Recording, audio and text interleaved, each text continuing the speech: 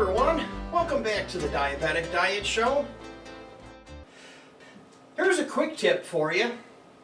On today's show, I want to talk to you about getting good quality meat from your local store. Now, I buy my meat from a local big chain that comes up out of the south. I'm in the Chicagoland area, and I trust them for the most part. But if you're in a smaller area, you really have to keep your eye on things. Now, buying a hamburger is one of the most affordable things that you could buy. And I like to buy it in sealed packages. This package came from the manufacturer, and it says ground beef on it. And then other times, when I buy things like sausage or bacon, the bacon is sealed. My sausage is in a sealed Jimmy Dean package with wire rings on the end. Unfortunately, what they do is when meat gets near the expiration date, they mark it down on sale.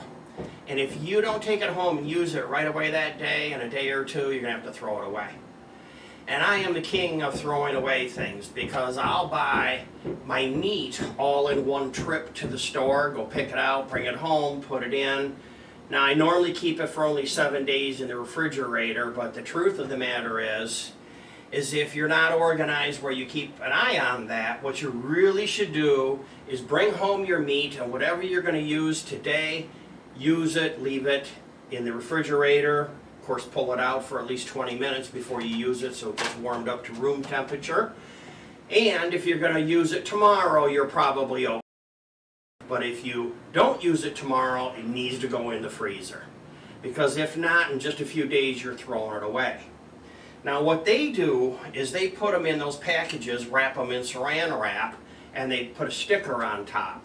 And at any time, they can take and open that meat, repackage it, re-sticker it. I've even seen YouTube videos where they take old meat and mix it with new meat. I've seen where they take old meat and they put it together with some blood to make it look new again.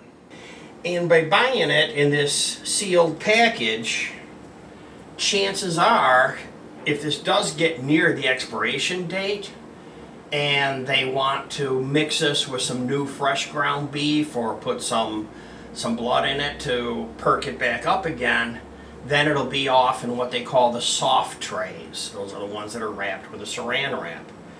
So my theory, of course, is to look at the expiration date, always pick the meat from the back on the shelf, assuming that they're rotating, and always buy the sealed. And when I bring it home, I only leave out one package that I'm going to use in the next 24 hours, freeze everything right away.